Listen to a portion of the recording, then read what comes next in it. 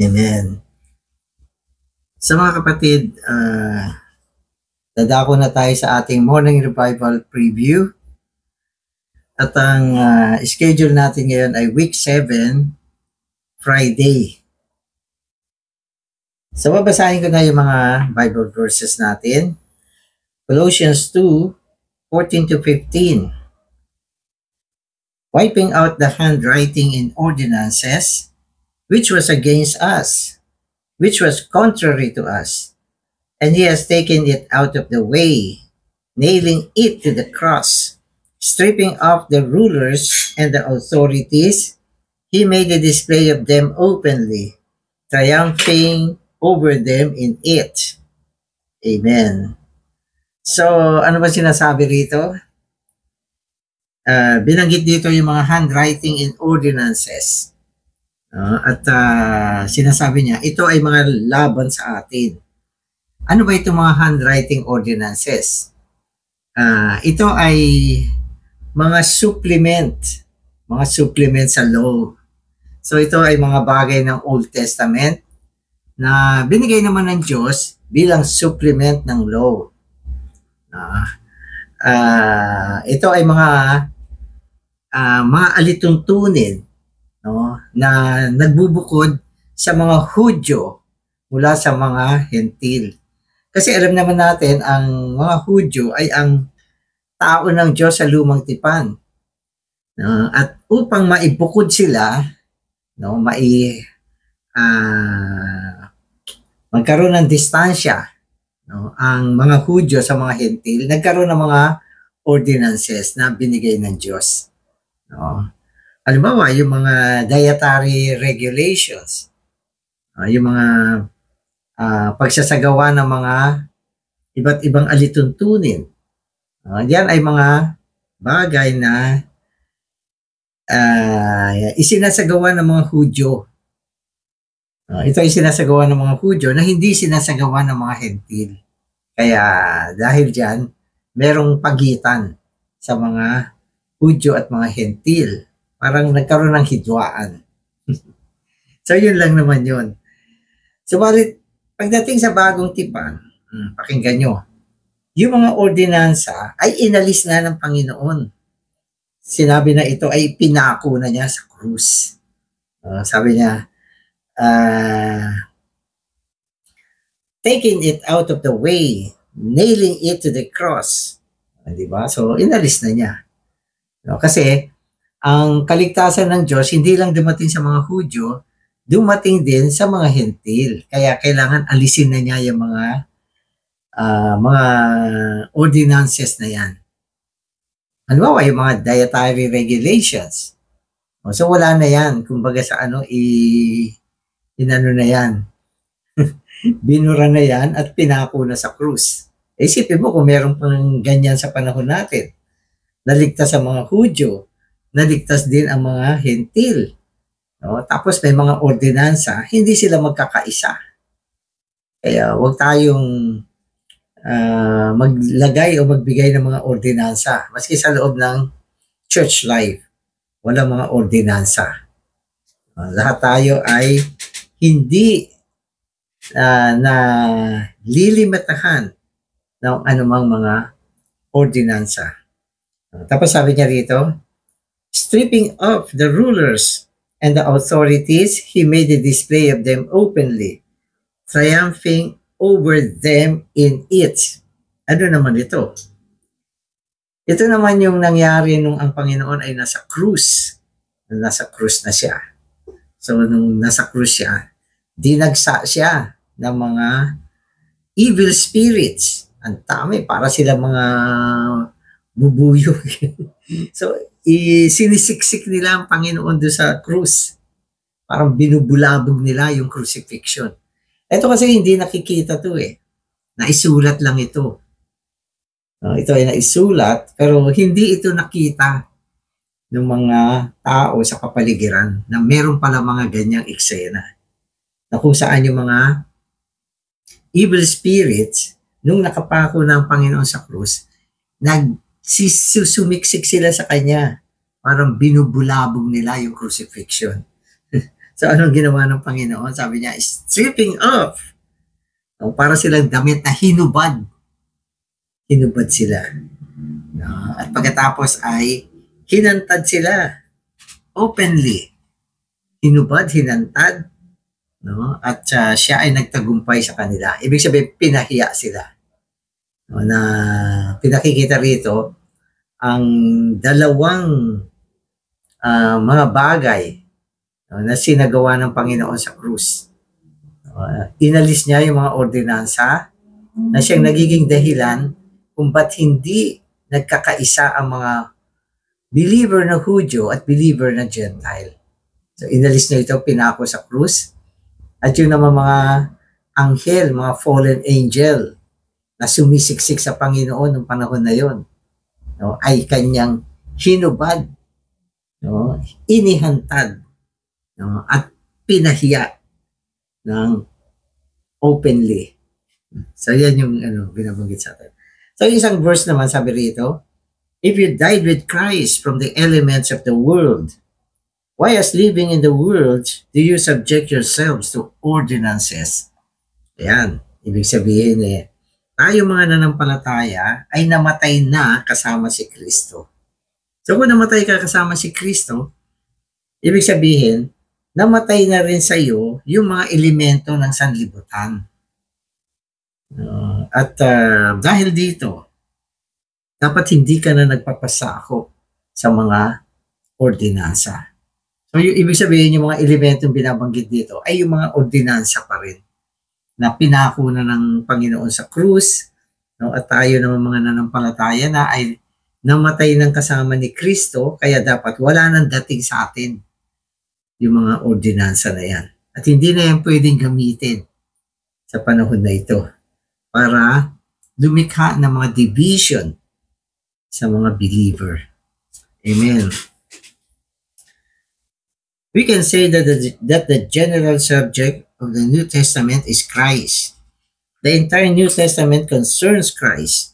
From Christ, three great items are produced: the cross, the church, and the kingdom. Amen. Christ accomplished the cross. Christ accomplished the work of the cross. The cross produced the church, and the church brought in the kingdom. Amen. Amen. So sa buong bagong tipan, ang pinaka-sentro ay si Kristo. Si Kristo lang. Siya yung pinaka-subject ng buong bagong tipan. At mula kay Kristo, binanggit sa atin dito ang tatlong bagay na naibunga. Ano ito? Una, yung cross. Pangalawa, yung church. Pangatlo, yung kingdom. Amen. Pag binanggit yung cross, so gusto ko lang linawin, pag binanggit yung cross, hindi yung, although may physical na cross na kung saan napako ang Panginoon. Pero tapos na yun. Ang cross na binabanggit dito ay yung epekto ng cross. So yan ang cross. So hindi yung physical na cross. So, baka yung mga iba ay galing sa religion, kung anong akala nila sa cross na binabanggit dito. Hindi yan yung sign of the cross at hindi rin yan yung physical na cross. Hindi yan. No, ang cross dito ay yung epekto ng cross. No, siyempre, ang epekto ng cross ay kamatayan, termination. So nadala yan, okay, bilang bahagi ng ekonomiya ng Diyos. Bagamat ang Panginoon ay minsan lang napako sa krus, kaya lang yung kanyang pagkapako sa krus ay nagkaroon ng effect. Nagkaroon siya ng realidad. Nagkaroon siya ng realidad. Kaya na-i-apply na siya sa panahon ngayon. At yan ay naibunga sa pamamagitan ni Kristo. Tapos yung pangalawa naman ay yung church. Yung church. Yan ay naibunga din sa pamamagitan ni Kristo. Kailan ba naibunga yung church? Nung ang Panginoon ay nabuhay na muli. At pangatlo, yung kingdom. No, yung kingdom naman ay katumbas ng church ngayon. No, yun yung aspekto na kung saan ang Panginoon ay nagkakaroon ng paghahari at pamamahala. So yan yung kingdom. So tatlong bagay ang naibunga. Okay. So sinasabi rito na yung church ang nagbunga sa kaharian. In the full manifestation of the kingdom, the will of God will have been done in the universe, and His name will have been sanctified on earth. At that time, all of God's plan will have been fulfilled. So, binabanggit dito yung pagpapakita ng kaharian. Kasi, familiar kayo, pag binabanggit ang kaharian, meron siyang mga yugto. Yung kaharian sa panahon na ito ay isang kaharian sa realidad, hindi nakikitang kaharian. Kaharian sa kasaklawan ng buhay. So yan ang meron tayo ngayon. No, at ito ay naisasagawa sa loob ng buhay eklesiya. Subalit dadating yung tinatawag nating pagpapakita ng kaharian. At ito ay yung millennial kingdom na dadali ng Panginoon dito sa lupa. No, at siya ay iiral ng 1,000 taon. So yan yung pagpapakita ng kaharian. No, at kapag dumating na yan, no, halos lahat ng plano ng Diyos ay natupad na at naisagawa na. So maghintay tayo. No, sa ngayon, lahat ng bagay ay nasa proseso pa lang.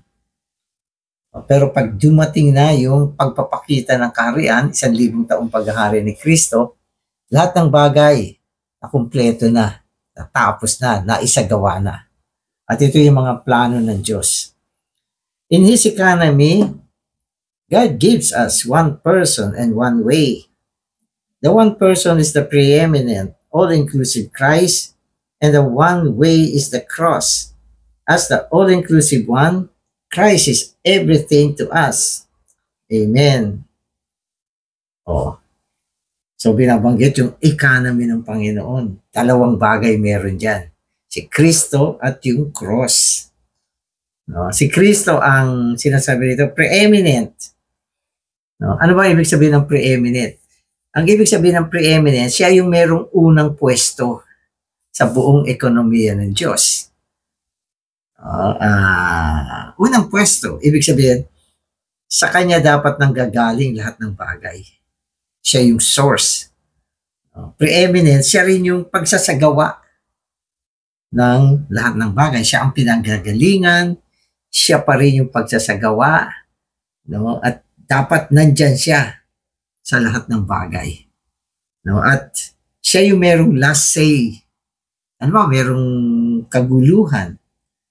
Kung ano sabihin ni Kristo, final na yun. Yun na yun. So, siya yung unang pwesto. So, ano pa? All-inclusive Christ. Nagpapaloob sa lahat na Kristo. Nang ibig sabihin, siya yung tugon, sagot, solusyon sa lahat ng bagay. All-inclusive. Siya ay nagpapaloob sa lahat ng bagay. Ano pa?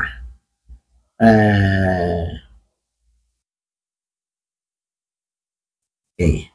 Tapos yung way, okay, is the cross. Sa loob ng ekonomiya ng Diyos, ang pamamaraan ay ang krus. Ano naman ang ibig sabihin yan? Ang ibig sabihin, lahat ng bagay, no, sa loob ng ekonomiya ng Diyos, dadaan sa krus, no, para pwedeng gamitin. No, lahat ng mga bagay na hindi dumaan sa krus, walang dating.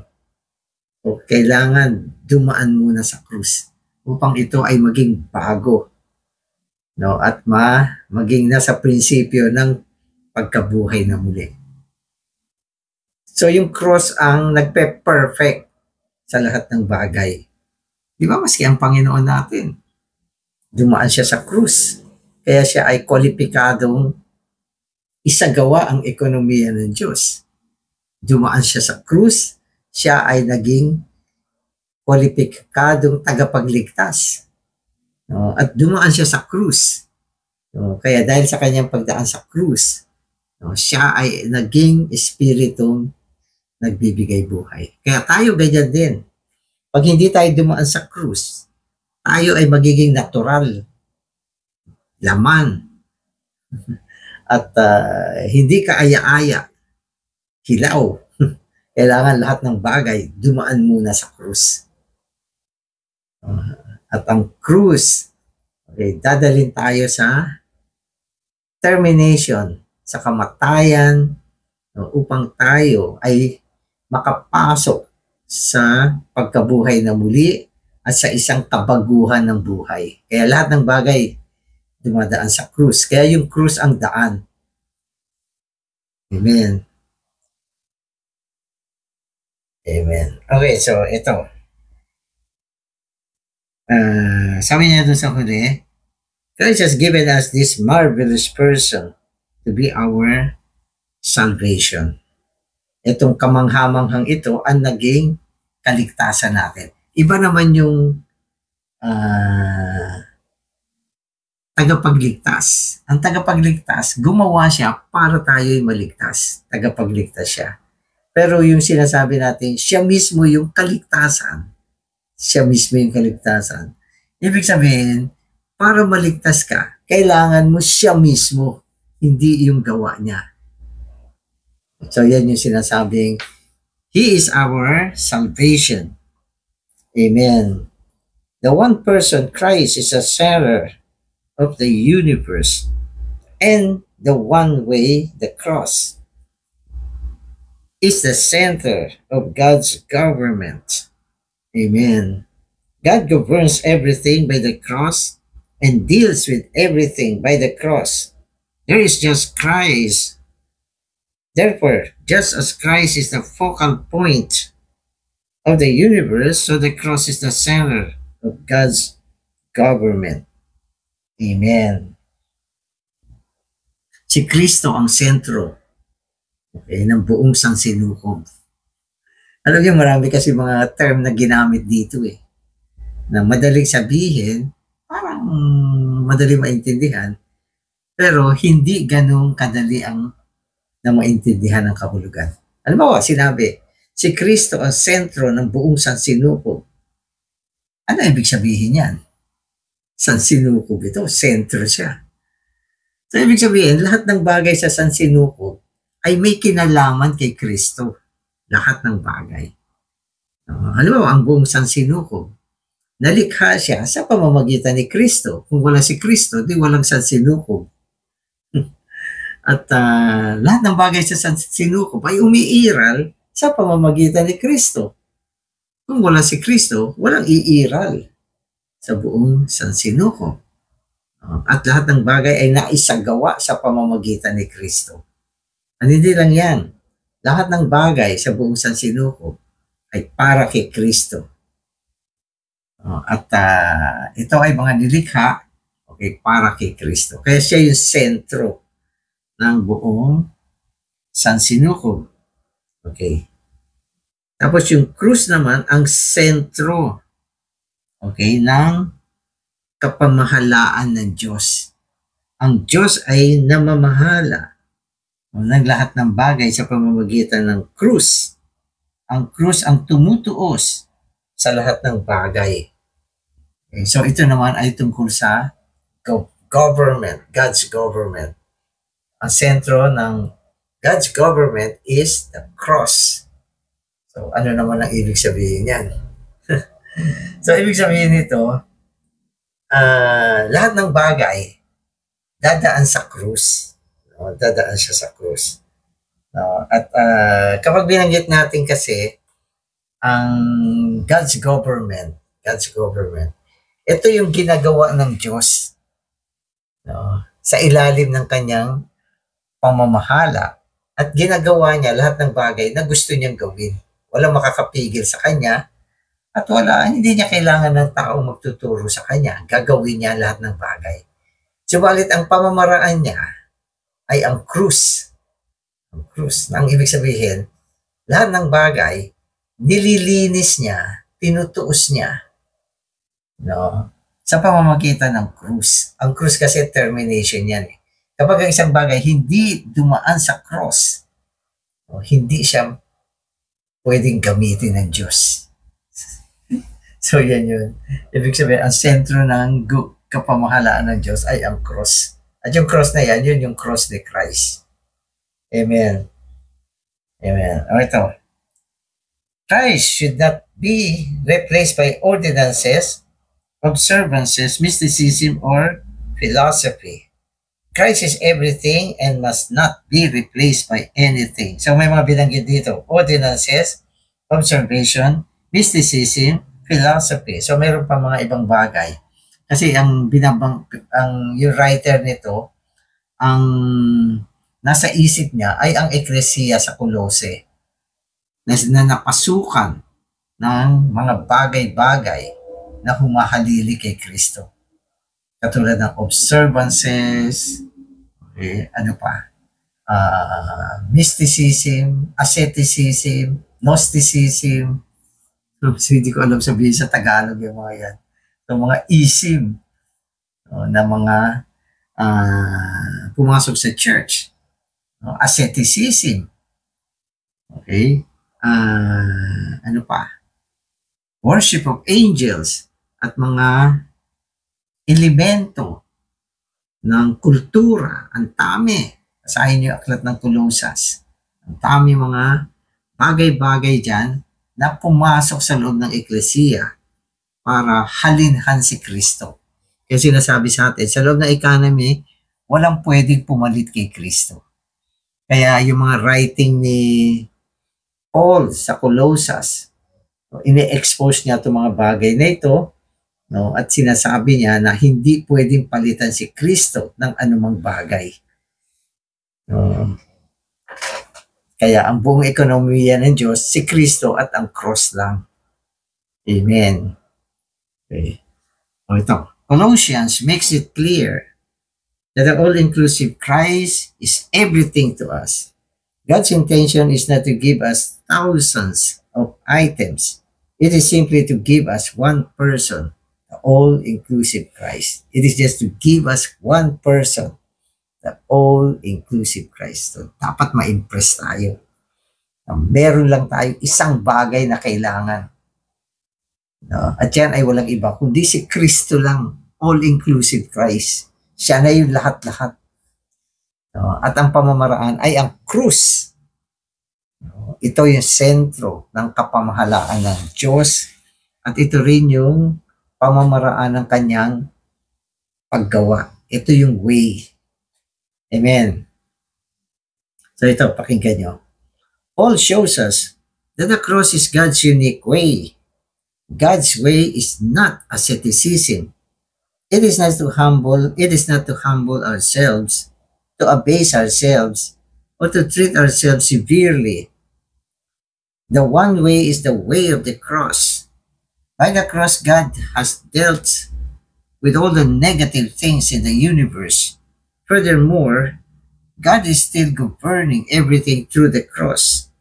Therefore, we have one person and one way.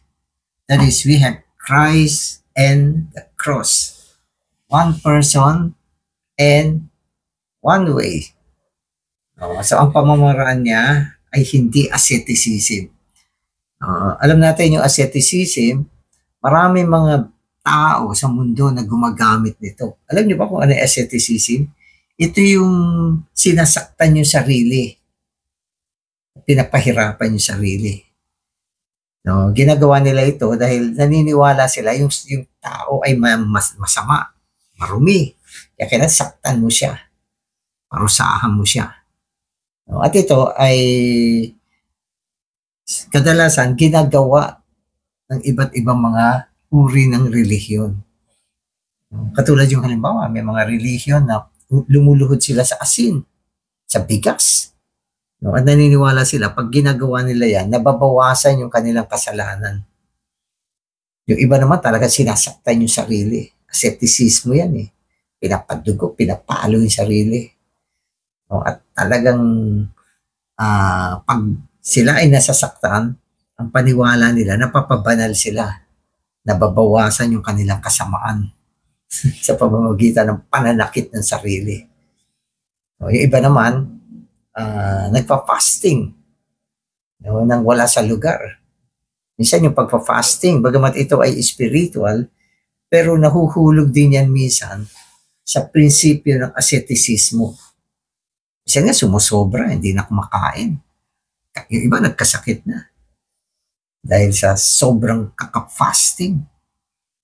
Na ang nangyayari, yan ay nagiging asceticismo. Ibig sabihin ng asceticism, inaano yung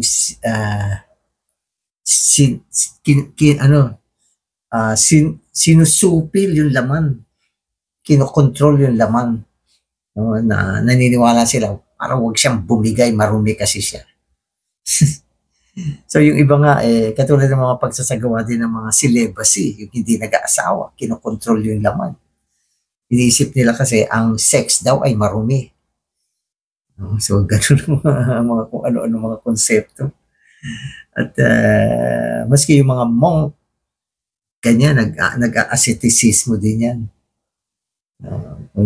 Yung iba naman, ang style ng asceticism nila, may mga pagkain na pinagbabawal kainin. Ay nako. Minsan naman may mga araw na hindi pwede kumain ng karne. Asceticism din yan. Kaya wag tayong mahulog sa mga ganon. Ang paraan ng Panginoon upang tuusin yung mga negatibong bagay ay yung krus. Yung krus ang paraan niya. Hindi asceticism. Tama naman, ang laman ay hindi mabuti. Subalit, ang paraan para tuusin ang laman ay sa pamamagitan ng krus. Ang ating lumang tao, ang kasalanan, no? At mga bagay na makasanlibutan, mga negatibong bagay. Krus ang tumutuos dyan. Sa pamamagitan ng krus, nilalagay sila sa kamatayan. At tayo ay nabubuhay sa pagkabuhay na muli at nakakalakad sa presensya ng Panginoon sa pamamagitan ng krus ng Panginoon. At ang krus ng Panginoon ngayon, yung realidad niya ay ang Espiritu. Kaya tinatawag ang Espiritu na Espiritu ng realidad. Sa panahon na ikaw ay bumaling sa Espiritu, nakipag-isa sa Espiritu, na ilagak ang ating sarili, kaisipan sa loob ng Espiritu, tayo ay patay sa laman, buhay sa Diyos, buhay sa Espiritu. So yun yung ibig sabihin ng krus ng Panginoon. Sa Panginoon, literal na tinako siya sa krus. Siya ay namatay sa krus. At sa kanyang kamatayan, ang buong kasalanan ng sanlibutan ay tinuos niya. Binigyan niya ng wakas sa krus. At nung siya ay nabuhay na muli, yung epekto ng krus ay naidala sa loob ng Espiritu, kaya tinatawag natin yung Espiritu na nagpapaloob sa lahat. Dahil yung epekto ng krus, yung epekto ng pagkabuhay na muli, yung epekto ng pag-akyat niya sa langit, lahat ng ito ay naging realidad sa pamamagitan ng Espiritu. Kaya pag nakaisa mong Espiritu, ito ay nai-apply sa atin. So yan ang ibig sabihin ng cross sa panahon na ito. Hindi asceticism ang paraan, kundi ang krus ang paraan ng Panginoon. Para i-terminate, tuusin ang lahat ng mga negatibong bagay, ang kasalanan, ang sanlibutan, at ang laman, ang lumang tao, ang mga natural na bagay, lahat ng yan tinutuos yan sa pamamagitan ng krus ng Panginoon. Amen. As we drive, we come to many intersections. Have you realized that every intersection is a cross? By passing through many crosses, we get to our destination. We also cannot progress spiritually without passing through the cross. Only when we arrive at the New Jerusalem will we cease to pass through the cross. For by that time, all the negative things will have been eliminated. Until we come to the New Jerusalem, we need to pass through the cross day by day in our walk with the Lord. So maganda yung pagsasalarawan dito, yung yung illustration. Nasabi nga, pag nagta-travel ka, no, palaging dumadaan ka sa maraming mga intersections. Yan yung mga nililikuan natin. Bihira yung daan na dire-diretso hanggang makarating ka. Wala nang lilikuan. So, kadalasan, liko ka ng liko. Maraming intersection. So, yung mga intersections na yan, o mga likuan na yan, ay katulad sa cross. Bago mo marating yung destination mo, dadaan ka sa maraming mga cruise sa buhay natin. Nang ibig sabihin, tayo ay patuloy na nate-terminate ang ating mga natural na buhay, ay nate-terminate ng krus, at ang krus ay ang bisa ng kamatayan ng Panginoon. Hanggang isang araw, marating mo yung pinaka-destinasyon ng ating buhay. Ang daming dinaanan ng mga intersection. At katulad yan ng mga cross. Kasi ang isang Kristiyano ay isang buhay ng paglalakbay, paglalayag, paglalakbay. Dito sa sangkalupaan, naglalakbay ka. At isa sa mga lesson na hinihanda ng Panginoon ay ang lesson of the cross. Lesson of the cross. Minsan nahihirapan ka sa buhay mo, at naibaling ka sa Panginoon. Yung kahirapan ng buhay mo na siyang pinakpasan mo, biglang nadala sa krus, at ikaw ay nakaahod. Saya-saya mo na. So minsan yung mga bagay na hindi natin ma-overcome, alam natin hindi maganda, pero hindi mo makaya ma-overcome. Dadala ka sa krus ng Panginoon. Biglang nabuhay kang muli. Yung nilalang na hindi maka-overcome, na-crucified. At ikaw ay nabuhay na muli. So, another cross. So, cross upon cross. Cross upon cross. Hanggang isang araw, narating mo yung pinakarurok ng kaligtasan. Pagkaraan ng marami mga krus na dinadaanan natin, mga kapanglawan, kabiguan. So, kung ano-ano. Nanawa, patuloy tayong matuto. Na anumang mga negatibong bagay sa buhay natin, ipako natin sa krus. Hayaan natin siya mag-terminate. Tayo ay makabangon uli kasama ng Panginoon at makalakad sa isang bagong buhay. So, yan yung mga karanasan ng krus. Amen. Amen. At bedtime, we need to apply the cross to every problem and to every negative, natural, or sinful things. We may pray, Lord, I want all these things to pass through the cross. I do not want to go to sleep with any natural, sinful, negative, or worldly element that has been dealt with, that has not been dealt with. When I go to bed, Lord, I want to be a person who has been crossed out. Sarap ng pakiramdam. Buong araw mo, ang daming mga masasalimuot na bagay na nangyayari. Pero sa gabi, nag-pray ka na lahat ng mga pahirap, mga bagay, mga kagipitan, paghihinagpis, mga mapapait na karanasan, maipako lahat sa krus. Mapalaya ka mula sa kapigatian tungo sa Panginoon. Kapag ikaw ay dumaan na sa krus, hindi ka na maepektuhan ng mga ganyang bagay. Diba? Nabigo ka ba? Iniwan ka ba? Diba? Sakit. Pero nung ikaw ay bumaling sa Panginoon, dala ka sa krus, lahat ng mga kabiguan mo na ipako doon. Napalaya ka mula sa epekto nito. Dapat ganyan ang buhay natin. Yan yung mga intersection. No? At hanggat nabubuhay tayo rito, ang daming mga ganyang karanasan.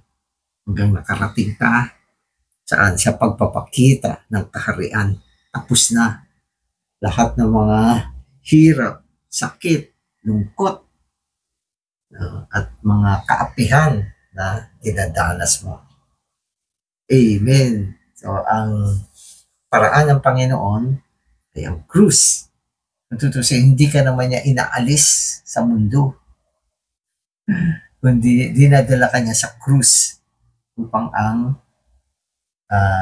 epekto ng krus maranasan natin. Amen.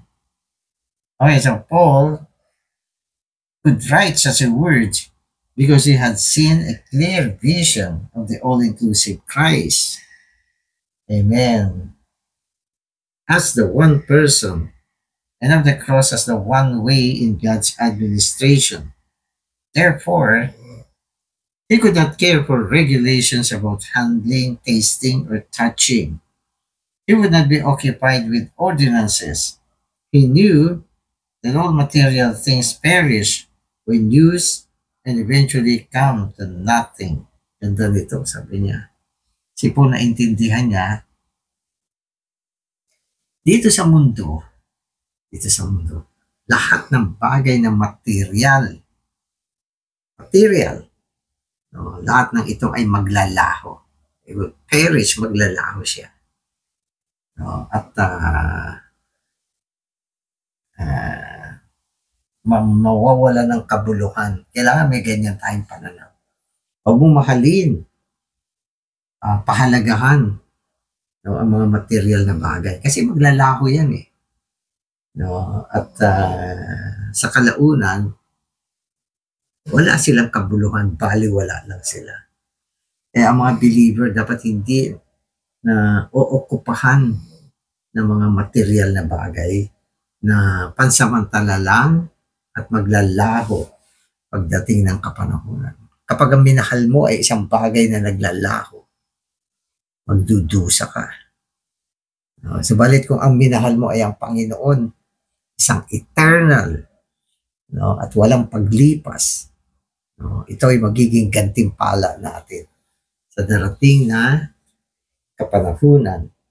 Amen. So in last part, sabi niya, Paul realized that the believers in Colossae needed to see a great vision of the all-inclusive Christ and of the cross of God's way in his administration. We also need a clear view of Christ and the cross. Kaya yan yung pinaka-sentro ng ating message. Christ. Okay, ang sentro ng buong ekonomiya ng Diyos. Siya lang, wala nang iba. Ang kanyang pamamaraan ay ang krus. Wala nang iba. Amen. Kaya si Kristo at ang kanyang krus. Praise the Lord. Salamat, Panginoon. Nice lang namin focus sa iyo. Kuning kabilang sentro ng ekonomiya ng Diyos. Salamat din sa iyong pamamaraan. Tayo walang iba kundi ang krus na tumutuos sa lahat ng mga negatibong bagay. Amen. Amen.